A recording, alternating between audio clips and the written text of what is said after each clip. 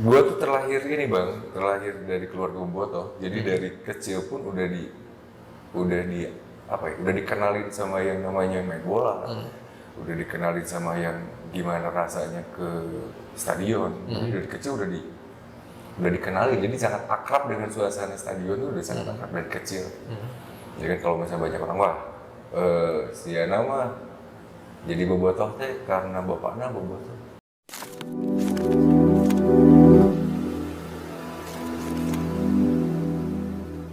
Assalamualaikum warahmatullahi wabarakatuh. Hai guys, jumpa lagi dengan saya Zaki Abbas dengan Bang Yana Marvel. Halo Bang, kumaha Mang? Alhamdulillah. Alhamdulillah sehat. Alhamdulillah bisa ketemu di sini Bang. Berasa mau di sidang gini ya Enggak, udah santai gitu ya? kita bukan hakim kok Bang, Bukan ya? bukan pengacara. Bukan. Kakak sih. Kakaknya. Bang, gimana kabar band Abang sekarang? Sehat, alhamdulillah. Band yang mana ya? Marvel berarti. Marvel lah yang sekarang. Marvels lagi banyak orang yang nanyain sih sebenarnya dari 2022 tuh. Karena si 90s Festival lagi rame lagi, akhirnya banyak orang yang nanyain. Karena band-band lama kan mulai datang. Salah satunya adalah banyak si event organizer yang nanyain Marvels mana Marvels? Marvelsnya sih masih ada. Ya cuman si Doni basis kan lagi sakit. Jadi kayaknya belum aktif si Marvels. Dulu kan band sebelum Marvels kan The Cat ya? The Cat, nah. Bisa cerita nggak? The Cat sebenarnya kita bikin The Cat 2004 tuh main nggak ada niat buat rekaman sebenarnya. Jadi beneran band pada saat itu rame main di kafe. Terus kami The Cat punya format musik cara penyuluhan musik alternatif dengan berbeda pada saat itu. Iya.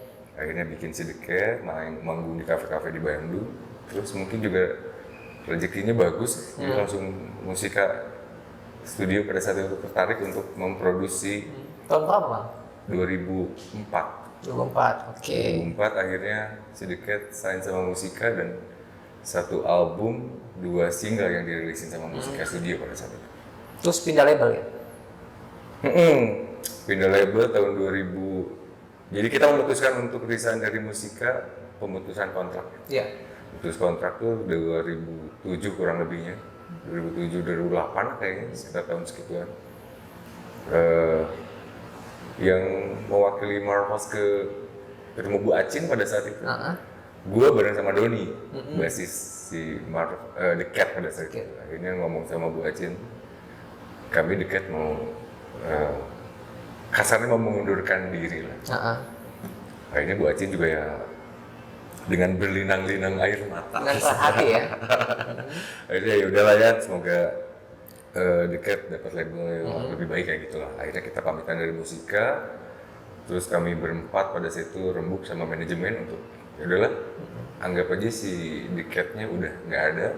Kita kita kontrak dengan label yang baru dengan ganti nama. Jadi Marvel. Marvel ini anak tongkrongan atau anak-anak kuliah dulu?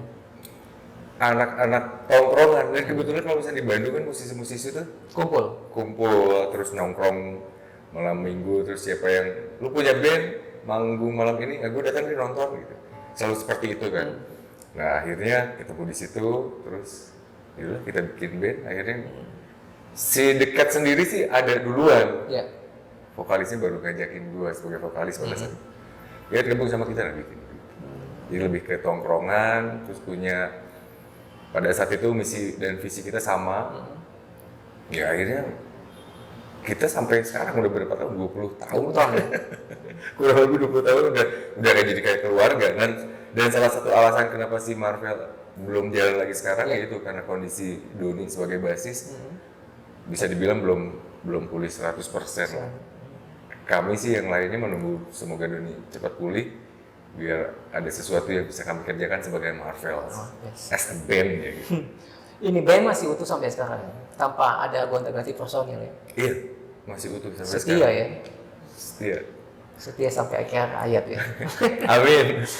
Soalnya udah berasa apa ya, kalau misalnya di Marvel tuh kita tidur bareng, makan bareng udah. Kalau misalkan orang-orang ngomongin si Marvels itu adalah band, buat kami bukan. Marvels itu ya keluarga. Keluarga. Udah berapa album sampai sekarang? Berapa ya? Yang unreleased hampir 9 album. Ya. Ada yang bareng sama label, soalnya ada beberapa album juga yang emang kita rilis sendiri, kayak si Partyland. Pada saat itu kita di Indonesia belum musim dubstep tuh. Nah kami bikin band tapi formatnya kayak lu dengerin DJ. Akhirnya kami bikin itu Partyland. Itu juga nggak sama label, kita rilis itu. Terus ada yang religi juga kami bikin. Seperti itu perjalanan. Genrenya apa nih Bang? Lebih ke pop sih. Pop. Kalau misalnya si Marvels. Bukan rock ya? Bukan, cuman kalau misalnya ada orang-orang yang dengerin si Marvels terkesan jadi rock, iya mungkin juga itu yang nggak bisa kami pungkiri ya, karena latar belakang kami berempat kan ada itunya lah, si ide gitarisnya si Marvels kan, ya dia senang klasik rock, gitu kan. Terus ada hip metal, si Icom juga sama rock, lagu-lagu kencang juga kami dengarkan. Jadi kalau misalnya kami bikin lagu yang pop sekalipun, bakal ada si taste rocknya. Taste rock ya. Bohong itu album keberapa Bang? Lagi Bohong tuh album yang pertama. Pertama ya? Iya, Lagi Bohong. Lagi Bohong album yang pertama bareng sama. Nah sebelumnya juga ini banyak orang yang tidak tahu nih. Iya.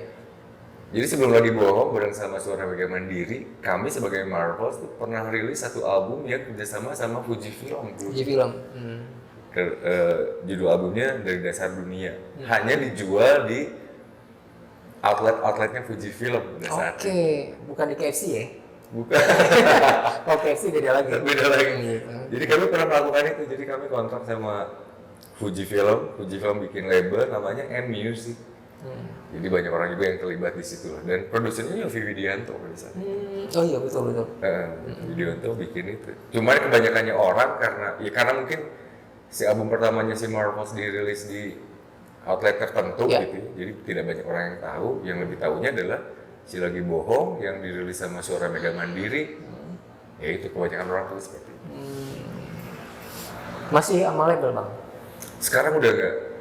Jadi dari tahun 2018 sampai 2019 kami sebagai Marvels juga udah nggak sama label. Akhirnya gue sebagai vokalis sempat bikin album solo. Album solo.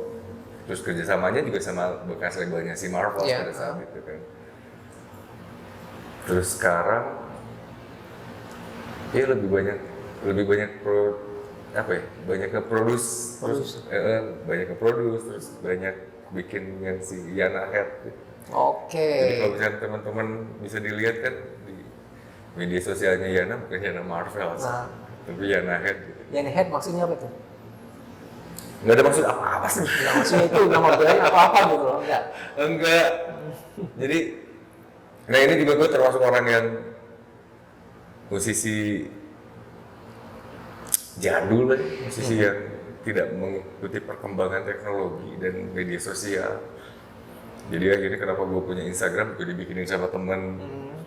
Terus pas dibikinin juga, ya ini nama Instagramnya mau Yana Marvels apa enggak? Enggak lah, jangan, gue juga nggak mau selalu ada Marvel. Gue ada Yana Marvels, nggak mau seperti itu. Akhirnya dibikin Yana Head. Karena pas kebetulan di bulan-bulan itu gue lagi gila-gilanya Radiohead. Dari pagi gue dengerin album jadi Radiohead. pakai head aja gitu. Jadi spontan aja pas si Yoga temenku mau bikinin si Instagram, pakai apa ya Radiohead aja. Gitu. Keren. Akhirnya punya Instagram. Setelah sekian lama ya. Orang yang terakhir di lingkungan ya, kayaknya orang yang terakhir punya Instagram gua kayak gitu. Dulu kan gosipnya ini Marvels ini terangkat karena ada kasus lah. Iya. Gitaris Marvels itu dia sempat berantem sama Pasha Ungu ya. Gimana tuh menurut Abang? Ya si kejadian itu ada plus minusnya. Ya plusnya mungkin kami jadi tambah beken.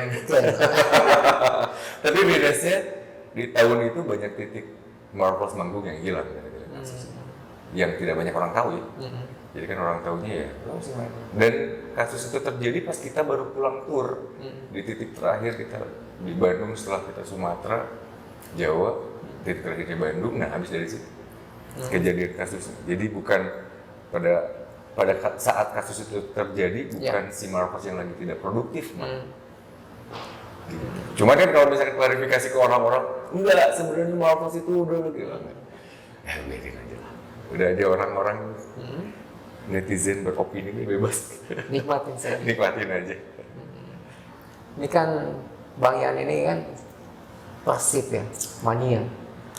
Bobotoh lain. Cerita dong, Bang. Apa?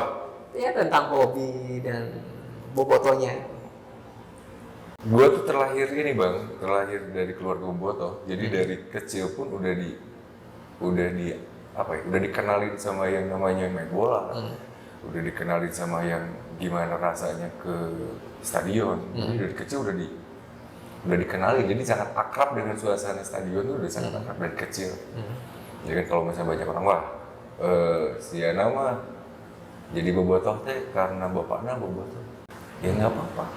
Dan gue menikmati itu. Dan akhirnya ya sampai sekarang ya pride lah. Persib. Kami biru.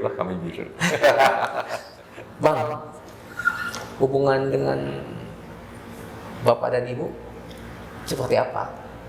Nah ini salah satu bab yang nggak pengen dibahas. Bab yang nggak pengen dibahas. Terlalu dalam soalnya. Kalau misalkan orang-orang kan ngeliat looknya Yana tuh kayak gini, bad boy. Bad boy. Banyak orang ngomongin kayak gitu lah. Tapi nggak tahu orang lihat dari mana bad boy. Padahal orang yang baik banget. Baik banget. Cuma saya doang yang mau bisa podcast sama beliau. Ya hubungannya deket banget. Bisa dibilang gue tuh anak emak sama bapak. Sampai kalau misalnya karakter bapak tuh kan orang yang jarang bicara sama anaknya sekalipun tuh emang jarang. Bukan jarang nggak pernah ngobrol ya, bukan itu, tapi emang bisa dikategorikan adalah seorang bapak yang tidak terkesan tidak peduli sama anaknya. Tapi padahal di balik itu tuh dia sangat peduli dan nanyainnya lewat ibu. Nanyain dia, Yana gimana kabarnya sekarang ya? Lagi di mana dia gitu. Jadi selalu menanyakan kabar anaknya itu selalu ke ibu.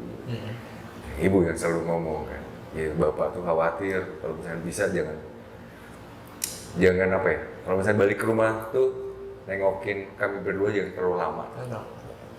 Kayaknya seperti itu. Bukan mau, jangan pernah ada bilang nggak bawa uang malu, nggak kayak gitu. Cukup ditengok aja bapak soalnya. Dia senang ya?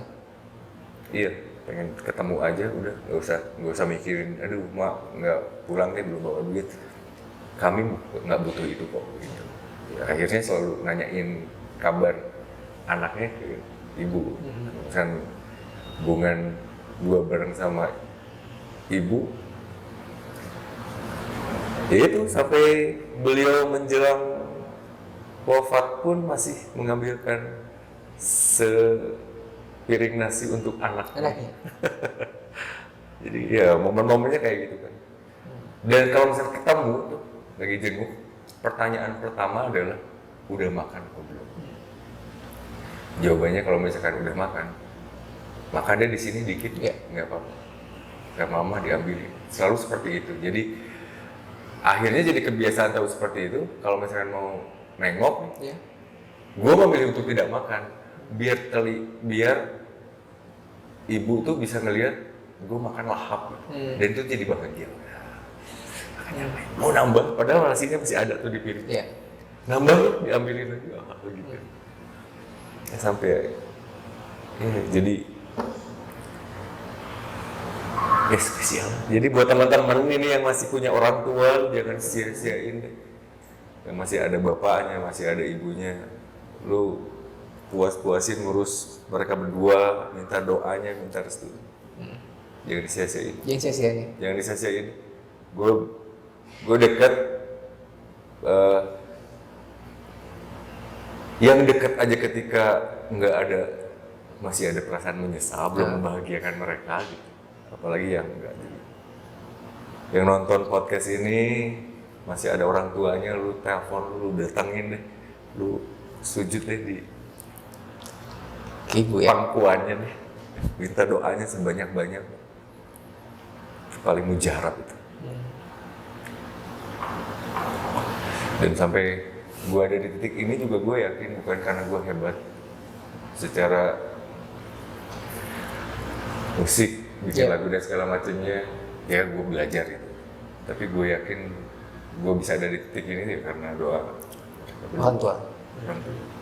Iya. Akhirnya ya gitu, musisi akhirnya ada beberapa lagu yang khusus gue tulis buat ibu, ada yang ditulis khusus buat bapak juga ada. Gitu bang jangan ikut sedih itu dong. Enggak. Saya jadi Orang tua masih ada. Masih ada lengkap. Masih ada. Jadi pulang dari sini mau datang apa mau nelpon? Ibu saya kebetulan ada di sini, bapak saya di Jakarta. Itu manfaatkan sebanyak-banyak waktu untuk mereka. Betul. Lagu buat ibu bisa dimainkan, Bang? Ada. Tapi jangan nangis ya. Iya, enggak, Pak.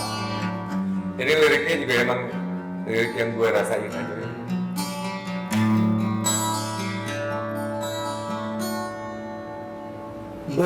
Bagaikan embun pagi, kau basuh lukaku, luka aku anakmu.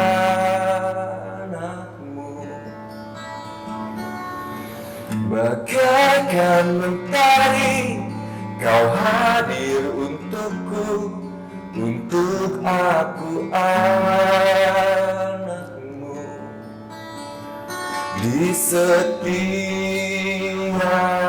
doamu, nama aku engkau sebut. Di setiap diamu, kau khawatirkan aku. Ku berdoa pada Sang Maha agar ibu bahagia selama-lamanya.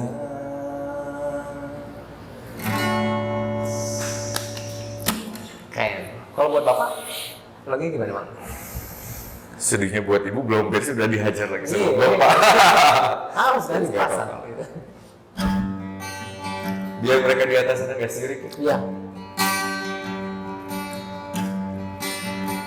Aku rindu, rindu dituntun bapakku menuju tempat teduh, bermain tanpa keluh.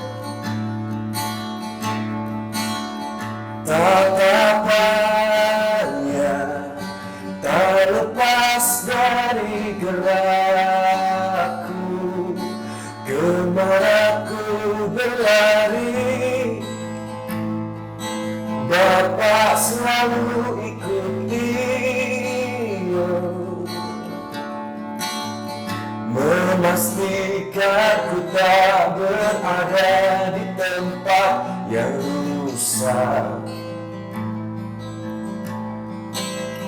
memastikan ku tak berada di jalan yang rusak. Oh, aku rindu. Kayak. Duh, daging semua ya. Ada kelanjutannya sih, tapi kalau bisa itu dilanjutin, takutnya jadi menangis. Gitu. Nangis. Mau dilanjutin nggak nih? Lagu Ada apa? yang si bapak itu. Jadi ada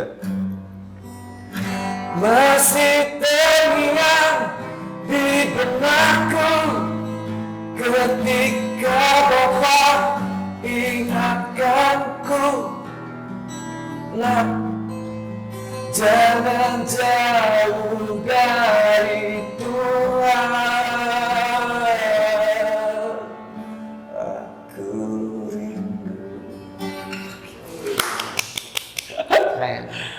Untung pakai kacamata. Ini Untung pakai kamuflase kacamata. Oke, kisah sedihnya sampai di sini saja. Sampai di sini lah udah. Kita ngomong yang lain lagi. Ngomongin yang lain lagi aja. Harapan abang ke depan buat band abang apaan? Harapannya sih tambah lancar. Terus kebetulan kan sekarang setelah si Marvel sedang vakum, akhirnya gue bareng sama beberapa teman lama juga bikin band namanya Desember. Bikin band namanya Desember. Terus ya mudah-mudahan karena si Desember ini banyak Desember tuh cuma 3 orang. Desember. Jadi kayak Nirvana lah. Bikin band namanya Desember, terus secara konsep nih banyak pesan-pesan yang tersirat di lirik. Penutup tahun ya. Iya. Jadi kalau konsernya setahun sekali aja. Enggak juga. Enggak juga. Jangan sampai. Maksudnya enggak lah sih Desember tuh. Ini baru sekarang juga dibuka. Jadi The Three Chamber. Jadi penulisannya D3CMBR. Oke. Jadi orang bacanya Desember. Tapi buat kami bertiga tuh The Three Chamber. Jadi kotak ya tiga kotak lah. Bukan berarti manggungnya cuma bulan Desember doang. Oh, repot nanti repot kita. nanti. Setahun sekali. Jangan. Gitu sih Desember, jadi banyak pesan tersirat yang gua nggak bisa lakuin di solonya si Yana Head dan tidak bisa lakuin di si Marvels. Akhirnya si project Desember ini bisa dibilang project jati dirinya Yana lah. Dan kebetulan juga si Desember ini gua sendiri yang nge-produce, jadi tidak ada intimidasi dari major label yang harus seperti apa dan segala macam. Jadi gue nyaman dengan si Desember sih, harapannya Desember bisa lebih besar dari Marvels dan mudah-mudahan pesan-pesan yang tersirat di lirik-lirik lagunya si Desember bisa sampai kepada teman-teman penikmat musik Indonesia. Agak sedikit mengajak berpikir sih, tapi berpikir itu emang sulit. Tapi daripada minimal jadi berpikir dan tidak terlalu banyak menilai orang. Betul. Gitu. Lebih itu tersirat si Desember. Harapannya sih itu. Siapa aja sih personelnya? Ada 3 orang, si Derry di drum itu juga yang dibantuin. Jadi mereka berdua ini, bass sama drum ini yang bantuin di projectnya Yana Head. Gua yang solo tuh, mereka berdua yang bantuin itu. Nah akhirnya ya udah gue karena format yang si Yana sebagai solois kan rata-rata hanya gitar sama vokal doang kayak tadi. Nggak bisa band. Nah, akhirnya ya penyampaiannya berbeda dengan penyampaian si Yana Head. Kapan launchingnya? Lagi ngejar bulan Agustus sih pengen. Agustus. Lagi ngumpulin lagi modalnya, lagi lumayan cukup menguras tabungan karena produksinya sama sendiri. Jadi terus untuk Marquez kapan? si Marvels lebih ke nunggu si Doni sembuh mudah-mudahan. Karena genre yang si Desember sama si Marvels berbeda. Jadi kalau misalnya pun si Marvels jalan lagi dengan jati diri si Marvels kayaknya nggak akan bentrok sama si Desember. Kalau Desember genrenya apa? Musik. Desember lebih ke full band, terus kita juga secara komposisi musik lebih distorsi, lebih alternatif, era-era alternatif 90-an, zaman-zaman MTV itu kan sound-soundnya kayak gitu. Nah si Desember kami bertiga mengemas seperti itu. Terus muatan-muatan liriknya juga muatan lirik yang ingatkan aku jika lupa, senja usai, kuasa penguasa, please jangan kelabu. Udah banyak materinya lah ya? 6, jadi rencana Agustus, bismillah lancar semuanya, kami bakal rilis langsung 6 lagu. Kalau konser undang saya lah bang, sekali-sekali. Siap lah, langsung all access, mungkin mau nge-jam juga di Wah, panggung, keren. bernyanyi bersama-sama. Boleh lah, latihan vokal dulu bang. Itu aja ya? Udah bisa lah, tinggal naik panggung, udah beres, keren, cukup. Cukup ya modalnya. Cukup. Jadi kan kalau misalnya ada kan orang bilang kalau band itu atau artis itu harus fisik ya, yang keren. Menurut abang gimana? Oh, enggak. Kenapa enggak? Ya itu, gue rasain itu. Gue menarik dari mananya, tapi enggak. Yang penting jujur. Jujur. Jadi gue termasuk orang yang tidak setuju kalau misalkan yang tadi abang bilang, kalau misalkan artis lu nomor satu kan. Agak-agak pikiran gue sih banyak yang bilang Hayan itu terlalu ekstrim buat berpikir secara industri. Kan kebanyakan industri yang membentuk itu. Vokalis itu harus cakep harus. Iya. Tapi enggak, kalau misalnya gue pribadi saya mempelajari psikologi musik. Lu bermusik dengan jujur itu udah nilai yang paling utama ya. Kalau misalnya kita ngomongin fisik mah enggak.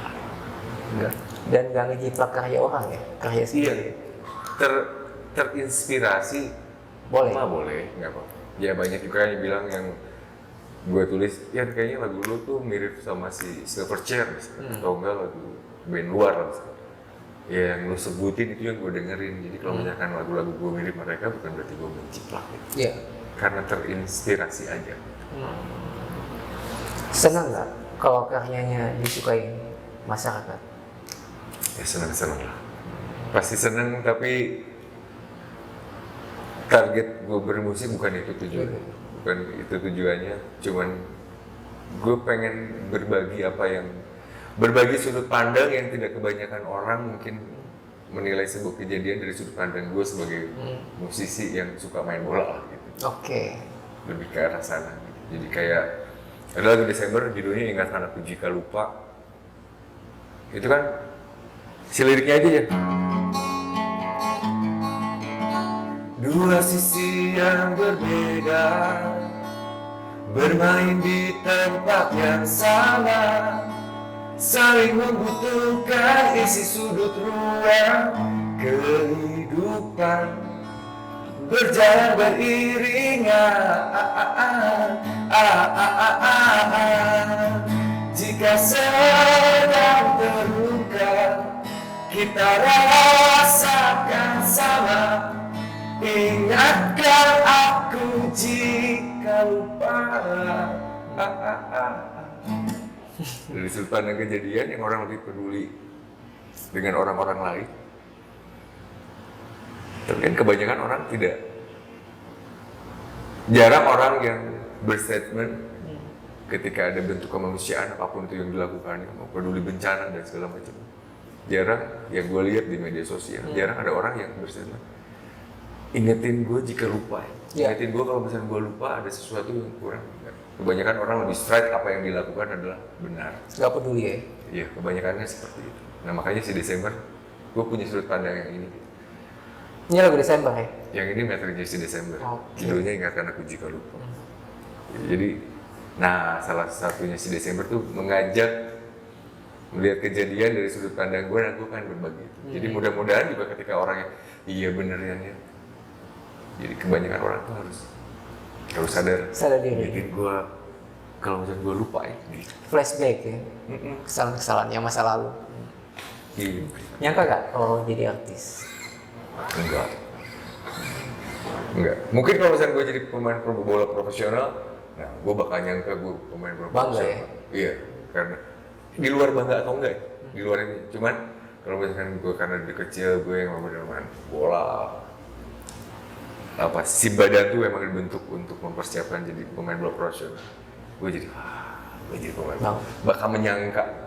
Tapi kalau misalkan dari jadi musisi lah, jangan jadi artis. Jadi musisi nggak nyangka karena sampai SMA kelas 2 pun tidak bernyanyi. Betul. Jadi, mungkin ini jalan Tuhan. Nah itu ya. Jadi ya, sebuah takdir yang tidak bisa dinegosiasikan mungkin.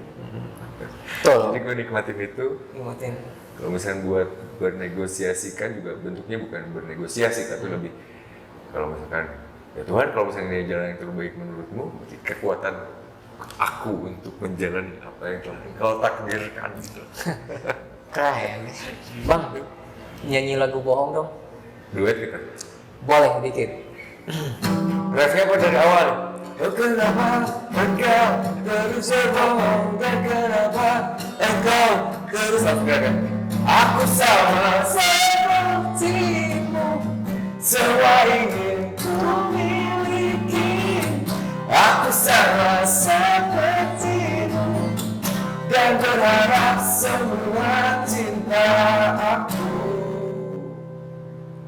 Nikita Willy-nya mana ya?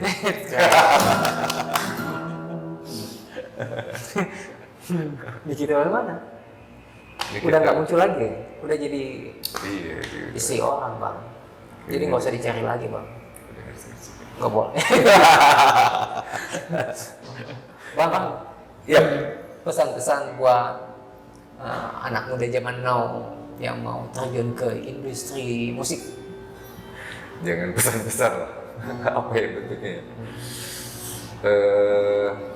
Ya cuman berbagi pengalaman aja. Betul. Yang lakuin adalah kalau misalkan lu bermusik, jangan pernah terlalu terlibat dengan takdir apa yang kalian bikin, lebih ke sana. Kalau misalkan lu membuat sesuatu nih misalkan apapun itu, mau musik, mau gambar, mau apapun itu, pokoknya karya seni, yang gue lakuin sih sebisa mungkin jangan libatin kalau dalam diri lo itu bakal jadi isu. Jadi karena sebuah karya seni yang kalian bikin dengan jujur, dia punya takdirnya sendiri. Itu lebih baik. Itu lebih baik. Dia itu dan membuat sebuah karya seni itu menjadi lebih sakral. Itu sih. Itu ya. Keren pak. Berbaginya itu sih, jadi lakuin yang lu suka, lu jujur dalam melakukan apapun itu. Hasilnya mah serahin semua yang di atas, tapi lu harus lakuin dengan maksimal mungkin. Yakin ya. Yakin aja. Oke guys, usai sudah bincang-bincang kita dengan Bang Yana Marvel. Semoga banyak manfaat dari perbincangan kita. See you di next episode guys. Bye. Wassalam. Waalaikumsalam. Dan sukses selalu Bang. Amin. Terima kasih Bang.